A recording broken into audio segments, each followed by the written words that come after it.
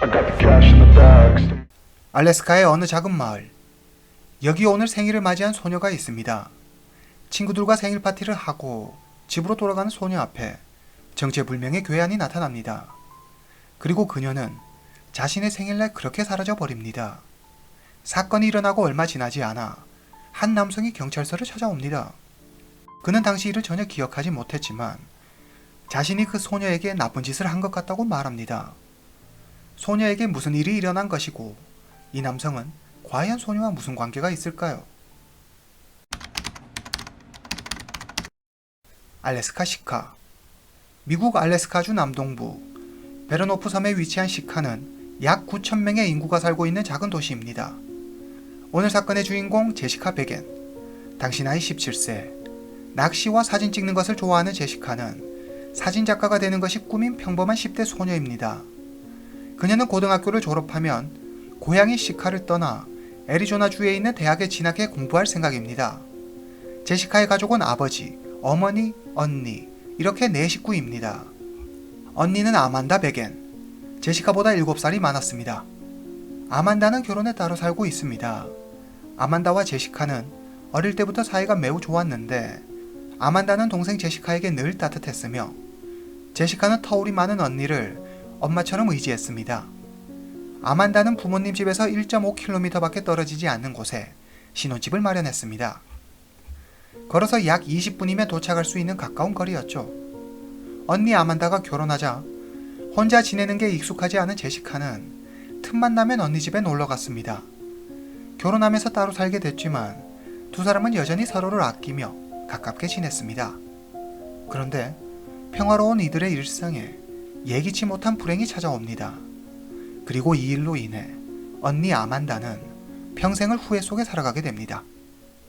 1996년 5월 4일 토요일, 미국 알래스카주 시카. 오늘은 제시카의 17번째 생일입니다. 언니 아만다는 자기 집에서 동생 제시카의 생일 파티를 열기로 합니다. 오후가 되자 제시카의 생일을 축하하기 위해 친구들이 하나둘 모였습니다. 생일 축하해! 파티에 참석한 사람들은 함께 맛있는 음식을 먹으며 즐거운 시간을 보냈습니다. 사랑하는 사람들과 함께하는 이 시간이 제시카는 너무 행복했습니다.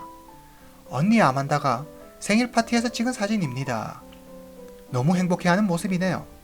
그러나 안타깝게도 이 사진은 제시카의 마지막 사진이 되고 맙니다. 생일 파티는 오후에 시작해 늦은 밤까지 계속됩니다. 새벽 1시 30분. 이제야 즐거웠던 생일 파티가 끝났습니다. 제시카의 친구들은 모두 집으로 돌아갔습니다. 제시카는 언니에게 고맙다고 인사하고 집으로 돌아갈 준비를 합니다.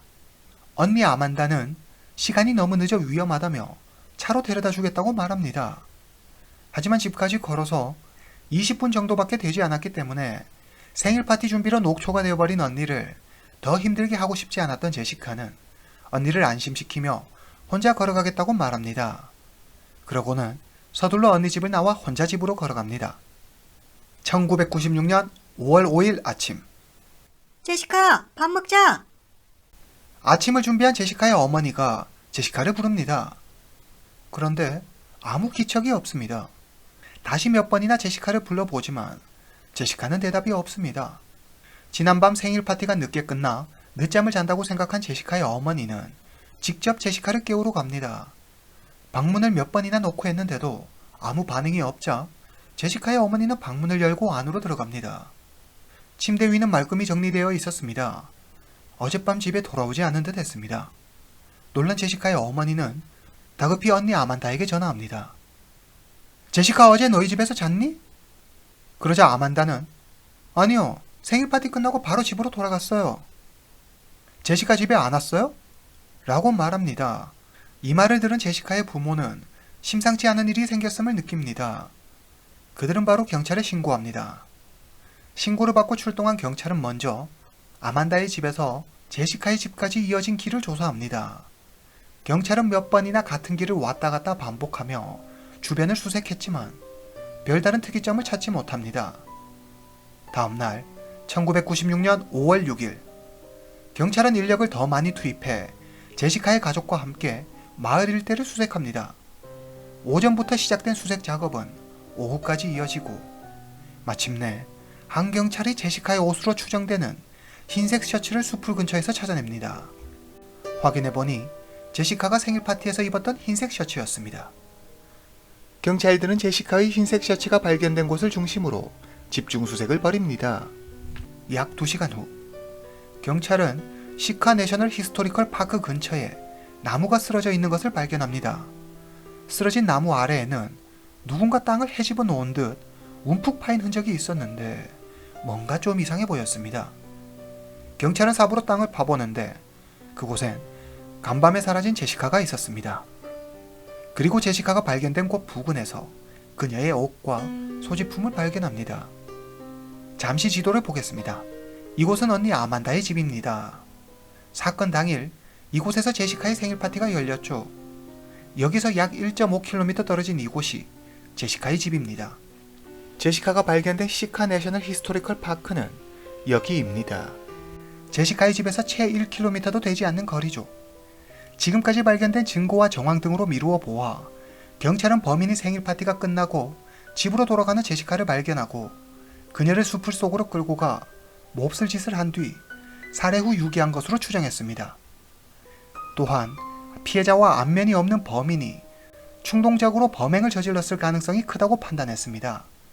이 소식은 곧 마을 전체에 퍼졌습니다.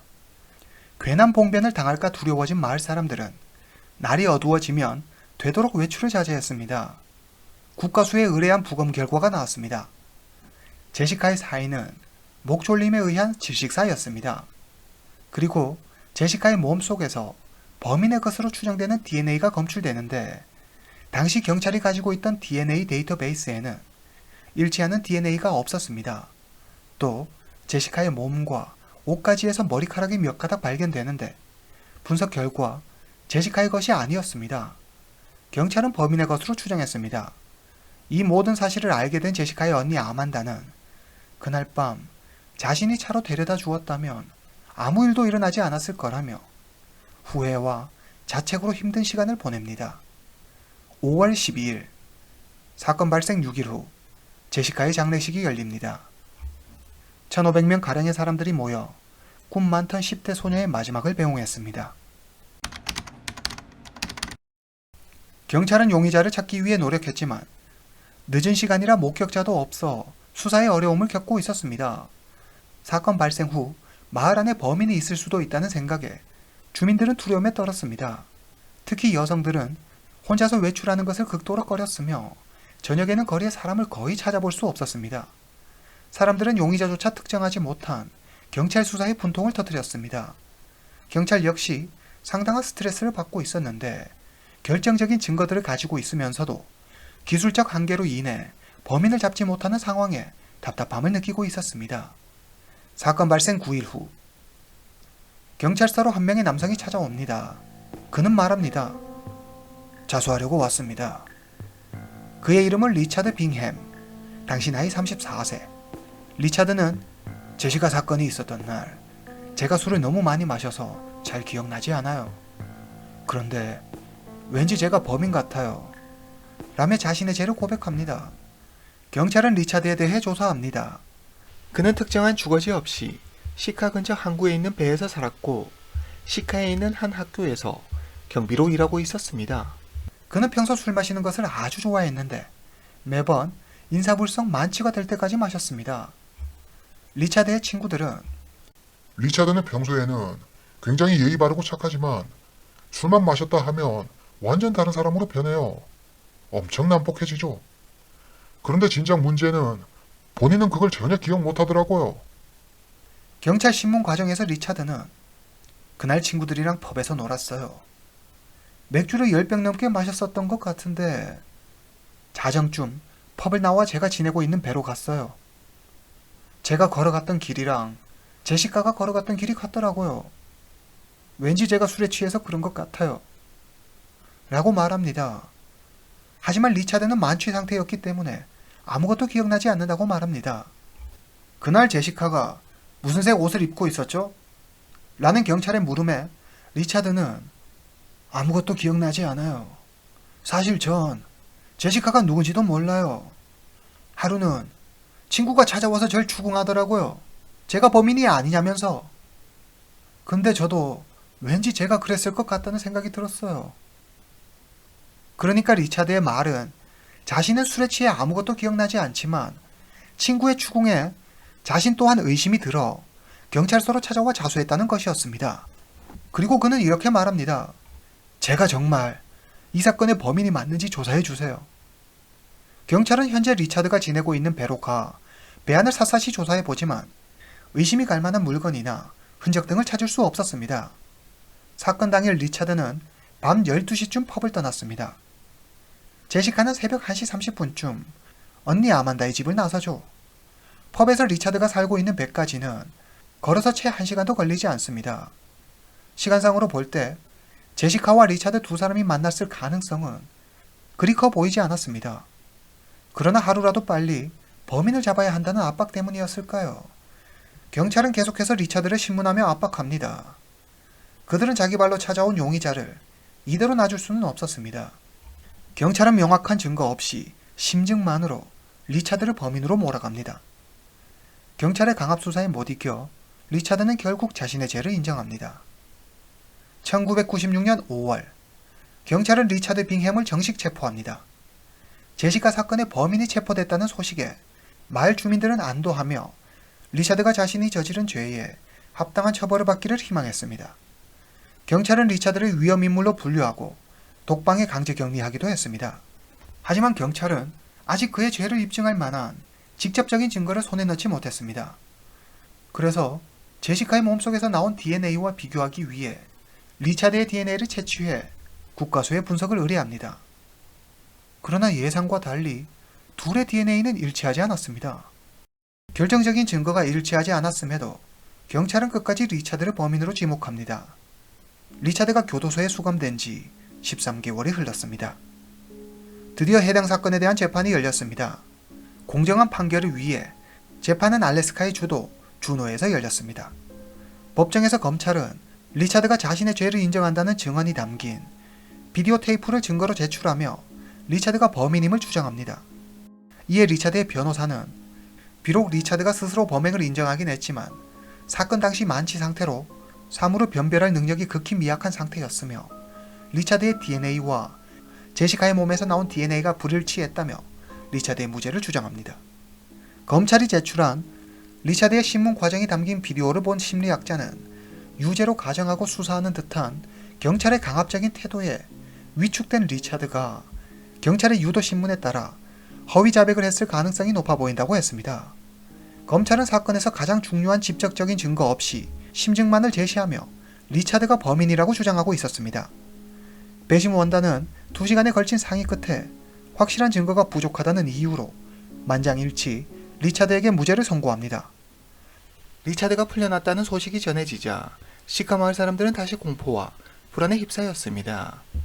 리차드가 무죄를 선고받기는 했지만 사람들은 여전히 리차드가 범인이라고 생각해 매일 리차드가 살고 있는 곳을 찾아가 욕하고 온갖 해코지를 다했습니다. 리차드는 더 이상 견딜 수 없어 고향 시카를 떠나 몬태나주에서 새로운 생활을 시작합니다. 경찰은 포기하지 않고 수사 범위를 확대해 가며 계속해서 수사를 이어나갔지만 결국 용의자를 검거하는 데 실패하고 맙니다. 이렇게 이 사건은 장기 미제 사건으로 남게 됩니다. 2019년 2월, 제시카 사건이 일어난 지 23년이라는 긴 세월이 흘렀습니다. 과학수사의 눈부신 발전으로 장기 미제 사건으로 남아있던 사건을 해결하는 일이 가능해졌습니다. 제시카 사건을 담당했던 경찰은 여전히 제시카를 잊지 않고 범인을 잡기 위해 계속 수사를 해나가고 있었습니다. 그는 현장에서 수집했던 DNA를 범죄자 DNA 데이터베이스에 넣고 비교 분석해보지만 안타깝게도 여전히 일치하는 DNA를 찾을 수 없었습니다. 그런데 사건이 일어나고 23년이 지난 2019년 새로운 용의자가 나타납니다. 이전 기록을 살펴보던 담당 경찰은 수상한 남성을 한 명 발견합니다. 그의 이름은 스티브 브렌치. 그는 현재 아칸소주에 살고 있지만 제시카 사건이 일어났던 해에는 시카에 살고 있었습니다. 제시카 사건이 일어나기 2달 전 1996년 3월, 스티브는 18세 소녀에게 몹쓸 짓을 한 혐의로 경찰에 체포됩니다. 그리고 그의 법원에서 열린 심리에서 그는 절대 강제적으로 하지 않았어요. 우리는 합의하에 관계를 맺은 거예요. 라며 자신의 결백을 주장합니다. 배심 원단은 스티브의 이 말도 안 되는 말을 믿었고 스티브는 무죄를 선고받고 풀려납니다. 스티브는 이후에도 계속 시카에서 살다가 14년이 지난 2010년 가족과 함께 아칸소주로 이사를 갑니다. 스티브 브랜치에 대해 조사할수록 경찰의 의심은 깊어졌습니다. 알래스카주 경찰은 아칸소주 경찰에 협조 공문을 보내 스티브의 DNA 샘플을 요청합니다. 그리고 스티브의 DNA 대신 그의 친척의 DNA 샘플을 얻는 데 성공하죠. 2020년 5월 분석 결과 스티브 친척의 DNA가 제시카 몸에서 검출됐던 DNA와 어느 정도 연관이 있는 것으로 드러납니다. 2020년 8월 3일 알래스카주 경찰은 스티브의 DNA를 채취하기 위해 직접 아칸소주에 있는 그의 집을 방문합니다. 경찰을 본 스티브의 얼굴이 굳어집니다. 경찰은 단도직입적으로 그에게 묻습니다. 24년 전에 일어난 제시카 사건에 대해 알고 있나요? 그러자 스티브는 조금은 알고 있지만 자신은 그 사건과 무관하다고 말합니다. 스티브에게 수사에 협조해 줄 것을 요청하며 경찰이 DNA 검사를 실시하려 하자 스티브가 갑자기 화를 내며 경찰을 집에서 쫓아내버립니다. 내가 왜 검사를 해야 하지? 절대 내 DNA는 줄 수 없어. 난 범인이 아니야. 경찰은 할 수 없이 영장을 가지고 다시 오겠다는 말을 남기고 그의 집을 떠납니다. 30분 후 스티브는 스스로 목숨을 끊습니다. 경찰은 스티브가 자신의 범행이 드러날 것을 우려해 스스로 목숨을 끊은 것이라고 추정했습니다. 그렇다고 이렇게 수사를 종결할 수는 없었죠.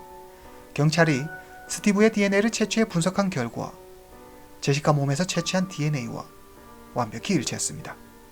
드디어 24년 만에 범인이 밝혀졌습니다. 바로 스티브 브랜치가 범인이었습니다.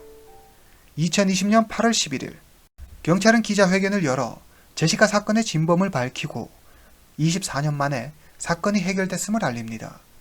수사 초기 용의자로 지목받았던 리차드는 주민들의 시위로 고향을 떠나야 했을 뿐만 아니라 20여 년 동안 범죄자라는 오명을 쓰고 범죄자 취급을 받으며 혹시 자신이 범인일지도 모른다는 불안과 고통 속에 살았습니다. 이미 68세가 된 리차드는 당뇨병으로 인해 한쪽 눈을 실명한 상태입니다. 비록 사건의 진상이 밝혀졌지만 리차드는 여전히 자기 고향 시카로 돌아가지 않고 있습니다. 오늘 이야기는 여기까지입니다. 다음 시간에 뵙겠습니다.